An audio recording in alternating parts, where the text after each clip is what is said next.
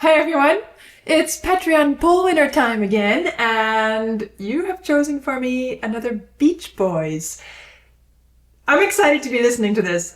I've listened to Beach Boys multiple times throughout this whole journey over the past several years, and I remember my first exposure was with This Whole World, which I really fell in love with, and then quite a few, several at least, in between, all the way to fairly recently, I listened to Kokomo, and that one kind of put some of you on edge a little bit, but it's fun to hear all the different manifestations of a single band along the way, and so now it looks like I'm going back a bit in time to an earlier Beach Boys era, 1966 with Wouldn't It Be Nice.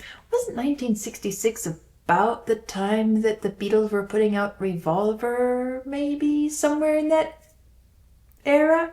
I'd have to go back and look at the date. With its juxtaposition of joyous sounding music and melancholic lyrics. Ooh, okay, another one of those tension between the music and the lyrics songs. It is considered a formative work of power pop, and with respect to musical innovation, progressive pop. Interesting. Wilson produced the record between January and April of 1966 with his band and 16 studio musicians who variously played drums, timpani, glockenspiel, trumpet, saxophones, accordions, guitars, pianos, and upright bass. The harp-like instrument heard in the introduction is a 12-string mando guitar plugged directly into the recording console. One section of the song engages in a ritardando, a device that is rarely used in pop music. The band struggled to sing the multiple vocal parts to Wilson's satisfaction, and the song ultimately took longer to record than any other track on the album. That's interesting because one of the things that I associate with the Beach Boys is their vocal parts, their harmonization, that sound that they get. So now I'm really intrigued and curious to see what was it that they had to work so hard on. Let's listen.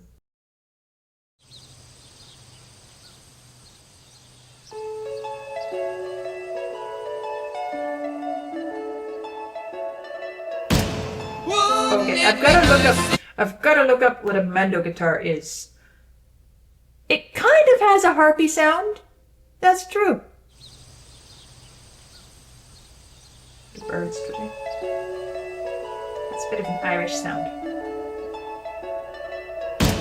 Wouldn't it be nice if we were older, then we wouldn't have to wait so long? And wouldn't it be nice to live together in the kind of world where we belong? No one's gonna make it that much better. We can say goodnight. Okay. So, this opening, with that harpy sound, it kind of, I said it sounds kind of Irish. Dum ba dum ba dum ba dum ba dum. It really sounds like it could be part of an Irish jig or something like that. Ya da da da da da da dum. Ya da da da da da da da da dum ba dum ba da da da da da da da da da. And those are really quite frequently played on harp. So with that kind of harpy sounding mando guitar, which I said I've got to look that up. I'll do that as soon as this recording's over. And then that kind of tripping along triplet sound, ya da da da da da da da da da da da, which I could easily feel developing into a jig feel. And then instead of that, it becomes the melody of the song. And, that big pong at the beginning.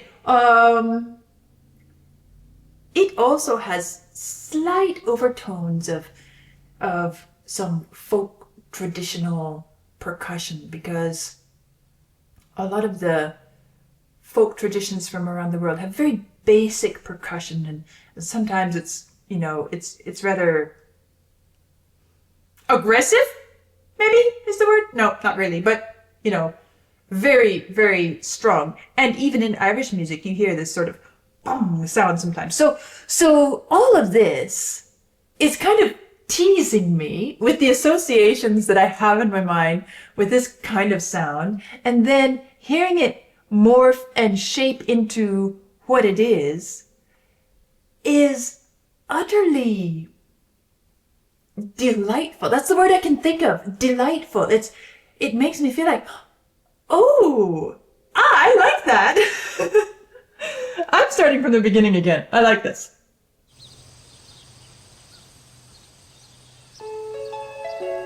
So light. And then suddenly, bang!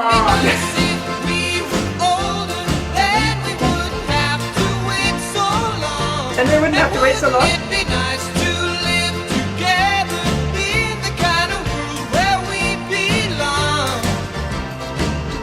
No one's gonna make it that much better when we can say goodnight and stay together.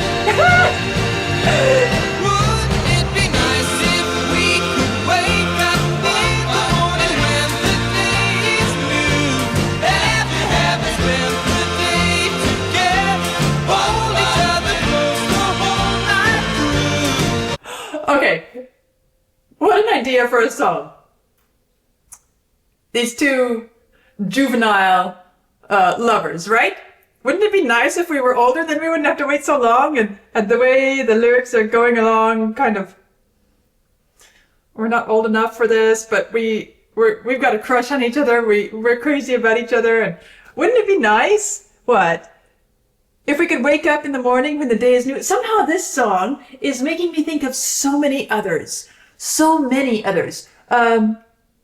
Everything from Paul McCartney's The Beatles' When I'm 64.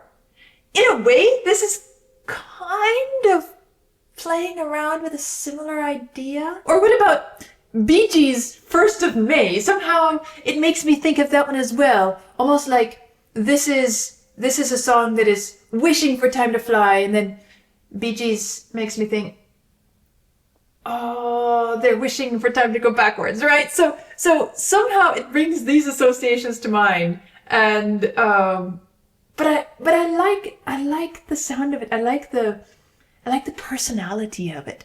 I like the youthfulness. It's so real, meaning it's the kind of wish that little kids often have. Wouldn't it be nice if we were older? Wouldn't have to wait so long. We could wake up in the morning when the day is new. After having spent the day together, hold each other close the whole night through. But happy times together we can I like those. I wish that every kiss was never ending. Oh, wouldn't it be nice? Wouldn't it be nice? Maybe That again. oh, wouldn't it be nice? Maybe if we think and wish and hope and pray it might come true. Run, will. Maybe then there wouldn't be a single thing we couldn't do. We could be married. We could be married. Listen to how the music is kind of shifting in that moment from this wouldn't it be nice and all this happy outgoing vibe, and then it gets a little bit more dreamy. Right on cue. Maybe if we think and wish and hope and pray, it might come true. And then you can feel, the music makes you feel like now we're in their dream world. They themselves are dreaming. They're not just wishing now, wouldn't it be nice? And they're imagining, and then suddenly it shifts. It shifts into an actual close your eyes and dream and try to build that world in your imagination. It's a shift which the music makes for us. Let's back up. I gotta hear that again. It's such a good transition. I wish that every kiss was Okay, this is like, it's kind of like, okay, I'm picturing, say, 13, 14-year-old, something like that, pair of kids. And the boy's like, wouldn't it be nice if we were older? And all his confident coming up with this idea. We wouldn't have to wait to be married. We wouldn't have to wait for all this stuff. And then as they're talking about it, this kind of confident, throwing out this crazy idea, suddenly they latch onto it. And here's what happens. Wouldn't it be nice? Maybe if we think a vision of it, pray it might come true. Run, run, will. Baby, then there wouldn't be a single thing we couldn't do. We could be married. We could be married. And the way they have the voices layering here. We could be married, and then we'd be happy. It makes me feel like it's the two of them now dreaming together. It's not just one of them saying, oh, wouldn't this be nice? Now they have both immersed themselves in this dream world. We could be married. What is it? We would be happy. And then we'd be happy. And then we'd be happy. So one says, we could be married. Then we'd be happy. Oh, wouldn't it be nice? A single thing we couldn't do. We could be married. We could be married. And then we'd be Happy? And then we'd be happy. Oh, wouldn't it be nice? Wouldn't it be nice?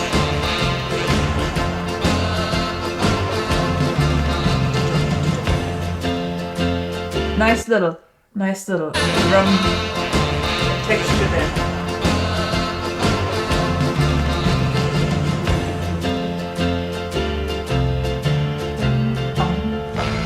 It seems the more we talk about it, it only makes This is more than a retardando.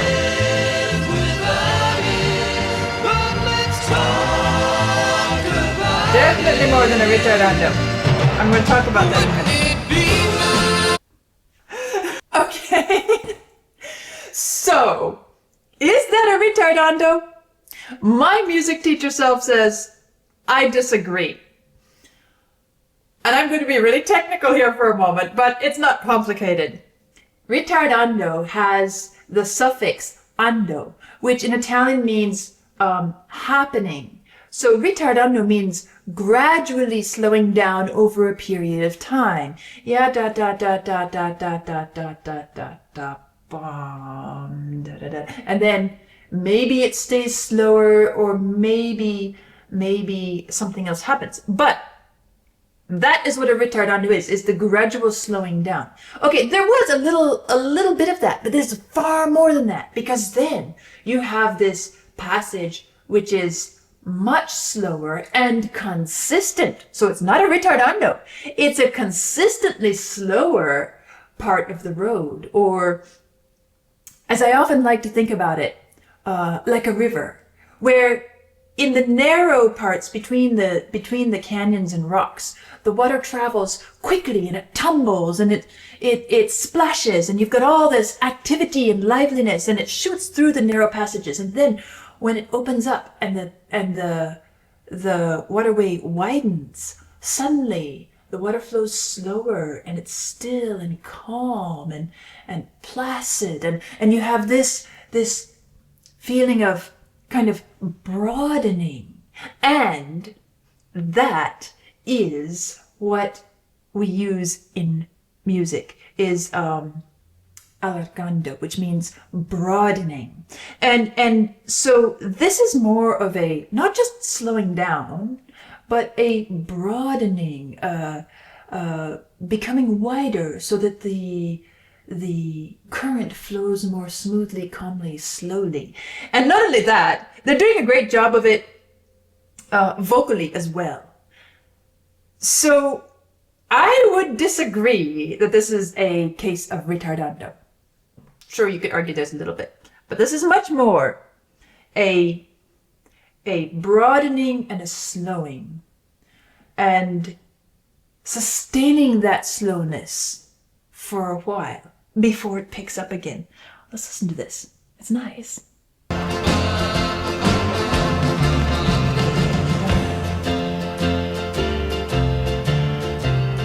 It's really quite a sudden slow.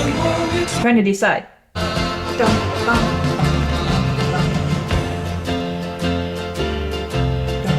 yeah, see, once I start beating slower, it doesn't continue to slow. It's more like it's held back. Tenuto, the tempo is suddenly pulled back. Here's one beat. Bum, bum, bum, bum, bum, bum, bum, bum, bum, bum, bum, bum, bum, bum. And as soon as I switch hands, it's consistent again. And there's a little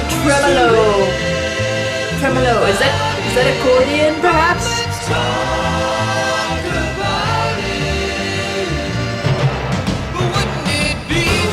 And then we're back to this.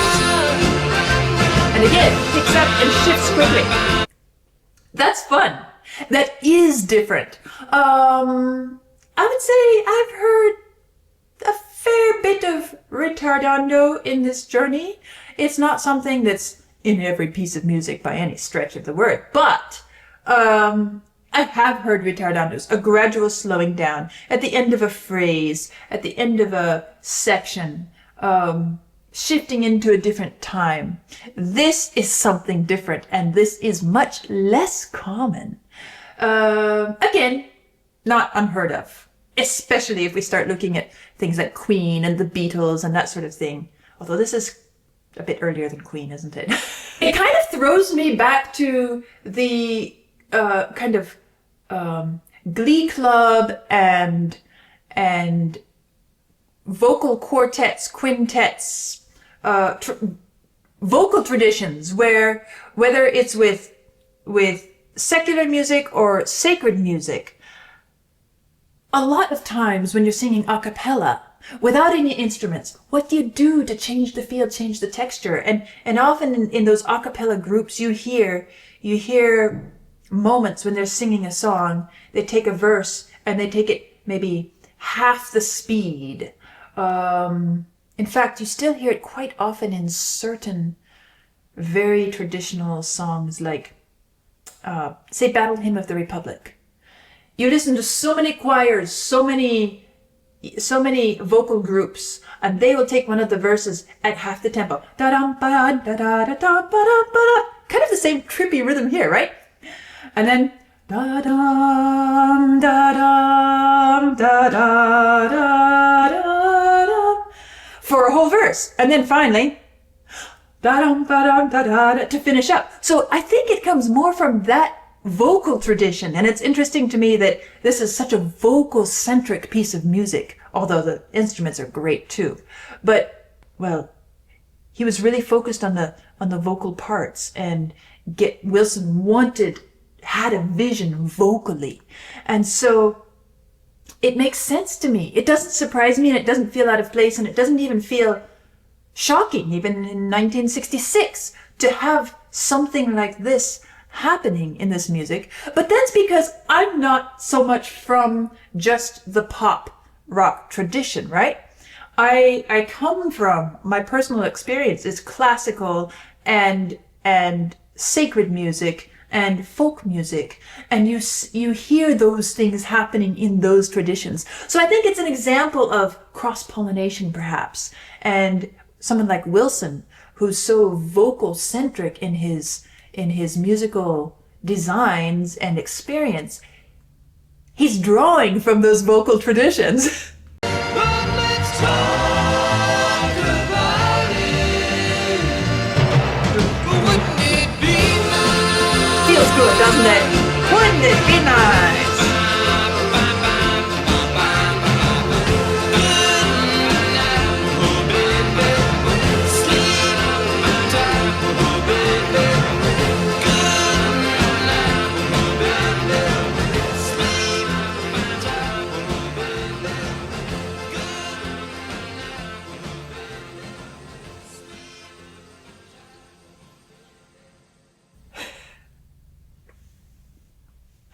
What a fun piece of music.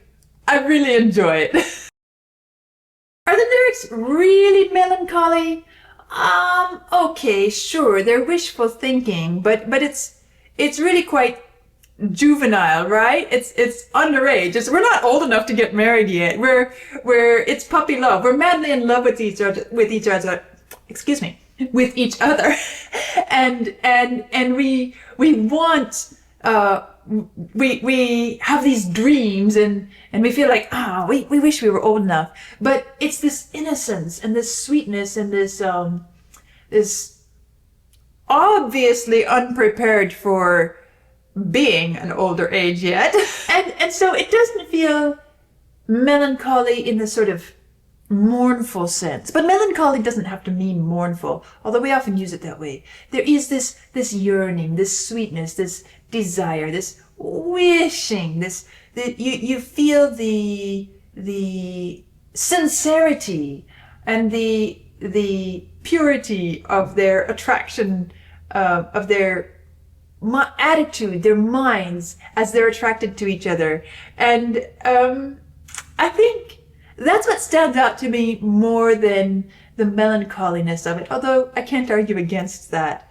And especially put with the cheerful music, this kind of rollicking, almost jig-like music, which then, instead of turning into a yada-da-da-da-da instrumental thing, it becomes a vocal line.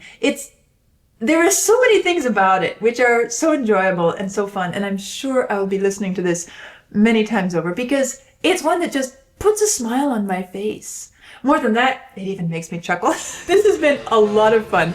Thank you to all of you who chose this for me, and as always, I'm really looking forward to see what you choose for me next week, and when we get there, I'll listen to it. I'll see you soon.